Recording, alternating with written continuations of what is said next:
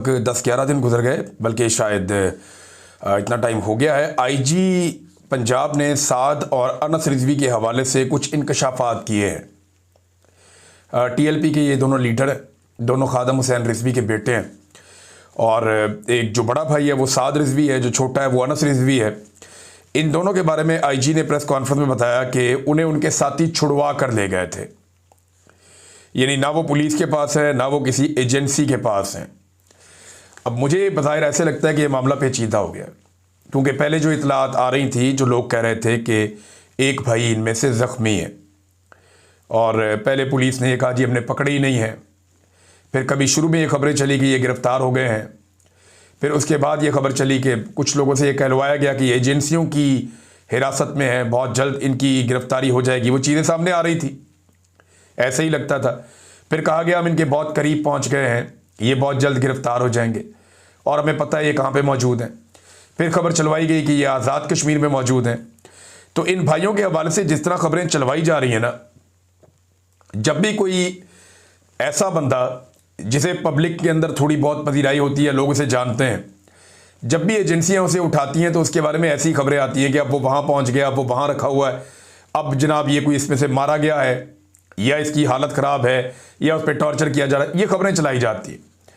कोई आदमी पाकिस्तान की इंटेलिजेंस एजेंसियों की हिरासत में चला जाता है, जब भी कभी जबरी तौर पे लापता किया जाता है, तो वो और उसकी फैमिली और उसके लोग इस सूरत हाल से गुजरते हैं, ये मैं अच्छी तरह जानता हूँ।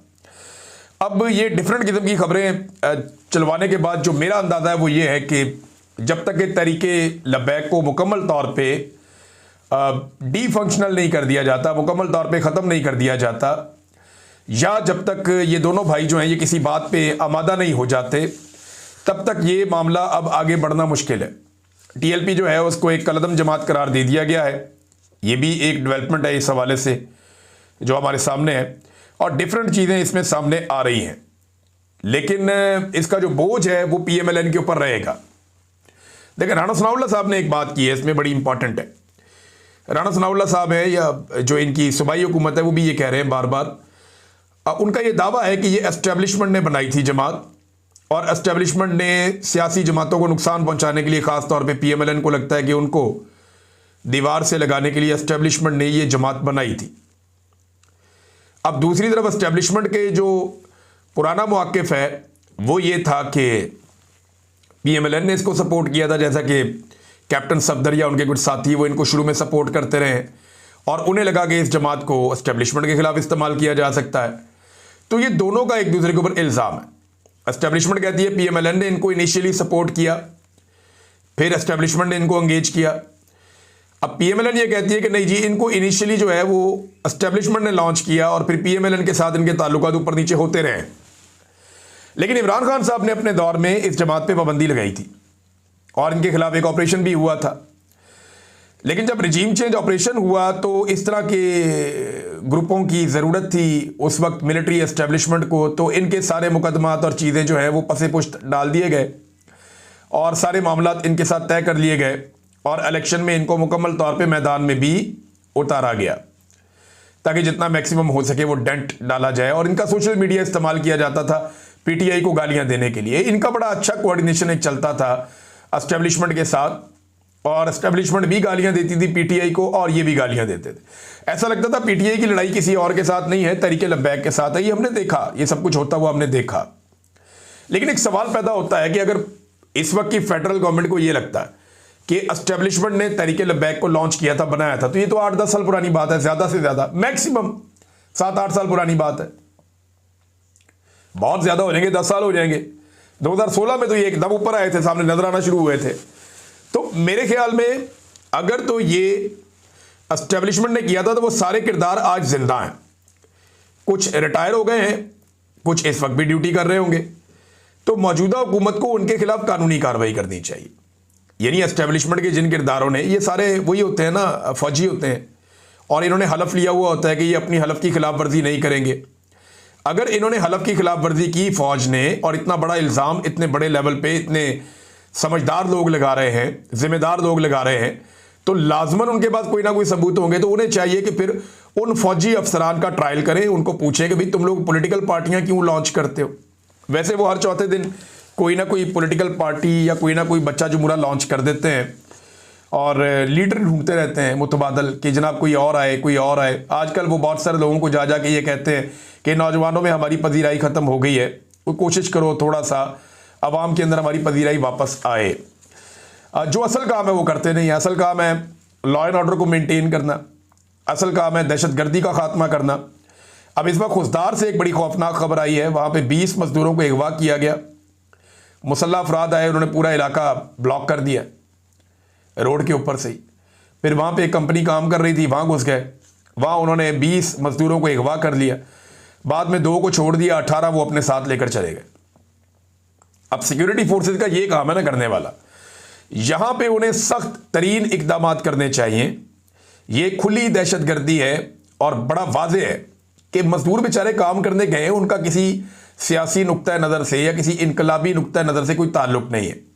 वो बेचारे अपने घर से मजदूरी करने गए, अपने बीवी बच्चों का पेट पालने। अब उनको जब दहशतगर्द अगवा करके बाज़-औक़ात उनका कत्ल करते हैं, बाज़-औक़ात उनको अगवा करने के बाद अपने मुतालबात मनवाते हैं, तो ये खुली दहशतगर्दी है। ये है वो असल दहशतगर्द। यहाँ पे पीटीआई पे दहशतगर्दी के मुकदमे दर्ज कर दिए जाते हैं, कोई जलसा करे उस पर दर्ज कर दिए जाते हैं। जो असल दहशतगर्द है उनको कंट्रोल करने में पाकिस्तान की एस्टेब्लिशमेंट कामयाब नहीं हो रही। अब जो मजदूर बेचारे पकड़े गए हैं उनके घर वालों को कौन जवाब देगा?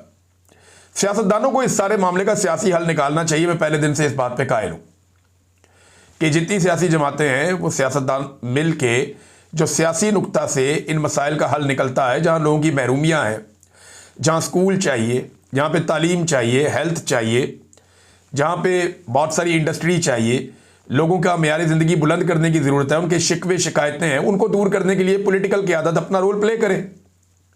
लेकिन सेम टाइम में जो दहशतगर्द हैं जिन्हें पाकिस्तान के दुश्मन स्पॉन्सर करते हैं, सिक्योरिटी फोर्सेस की रिस्पॉन्सिबिलिटी है कि पीटीआई या इमरान खान की बजाय उन दहशतगर्दों के पीछे जाए, उन्हें कुचलें, उन्हें मारें, कौम भी उनको सलाम करेगी। दूसरा नादरीन, इसमें एक चीज़ और नवाज शरीफ साहब के हवाले से देखें। अब जाके ये कैप्टन सफदर ने एक दावा कर दिया। पहले ज़रा आप ये दावा तो सुन लें। आप कैप्टन सफदर कहते हैं जब भारत ने पाकिस्तान पर हमला किया तो नवाज शरीफ ने शहबाज शरीफ से कहा कि मैंने 6 एटमी धमाके करके भारत को जवाब दिया था, मुझे जवाब चाहिए वरना इस्तीफा दे दो। फिर 7 तैयारे गिराने के बाद शहबाज शरीफ ने नवाज शरीफ को फ़ोन किया कि कायदे मोहतरम आपने 6 धमाके किए, हमने 7 कर दिए। अच्छा जी, ये कैप्टन सफदर का झूठ बोलते ही पकड़ा गया। कैप्टन सफदर साहब, आप कहते हैं कि आप बड़े पीरी मुरीदी वाले ख़ानदान से हैं और बड़े मलंगा आदमी हैं, सच बोलते हैं। यहाँ आप गलती कर गए। पाकिस्तान का जो क्लेम है वो 6 तैयारों का है, 7 का नहीं है शुरू से। वो आप देखें ना, जो आपके तैयारे, जो आपके स्पोर्ट्समैन हैं जो ग्राउंड में जाते हैं, वो 6 का ऐसे इशारा करते हैं। हर जगह पे आप 6 तैयारों की बात करते हैं। ये भी ट्रंप ने 7 तैयारे कहा तो फिर वो 7 तैयारे हो गए। हमारी तो ख्वाहिश है ये 700 तैयारे होते, लेकिन मामला ये है कि 6 तैयारों का क्लेम था, तो ये कन्वर्सेशन ही झूठ है। ये शहबाज शरीफ साहब 6 तैयारे कह सकते थे, 7 तैयारे उस वक्त किसी को नहीं पता था। ये अब बात खुली है जब ट्रंप ने ये बात की है कि जनाब 7 तैयारे हैं, तो वो ट्रंप कहता है।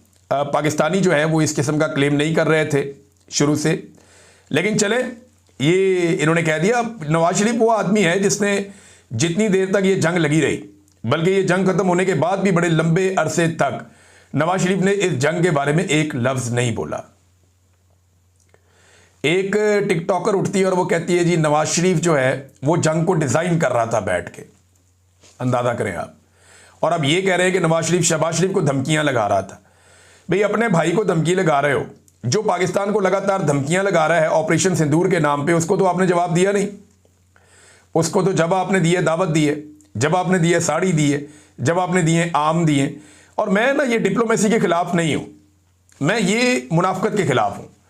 नवाज शरीफ साहब जो इंडिया के साथ अच्छे ताल्लुकात रखना चाहते हैं, मैं उसका हामी हूं।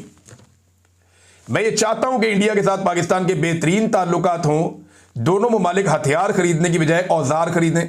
दोनों ममालिक एक जंगी जुनून में जाने की बजाय इस खित्ते के मसाइल को हल करके कश्मीरियों को उनका हक देकर एक दूसरे का हक मारने की बजाय अपनी अवाम की तामीर और तरक्की पर तवज्जो दें। मैं इस बात के हक में हूं। नवाज शरीफ साहब ये बिल्कुल ठीक करते हैं, लेकिन सेम टाइम में जब आप नवाज शरीफ साहब को बनाते हैं ना चे गवेरा, जब आप सेम टाइम में ये कहते हैं कि नवाज शरीफ तो जंग के अंदर सफ़े अव्वल में खड़ा था, ये फिर झूठ है। तो ये मुनाफकत है, ये झूठ है और ये पकड़ा जाता है फौरी तौर पे और हालातों वाक़यात इसकी गवाही भी देते हैं। अब तक के लिए इतना ही। अपना ख्याल रखिएगा, अपने इस चैनल का भी। अल्लाह हाफ़िज़।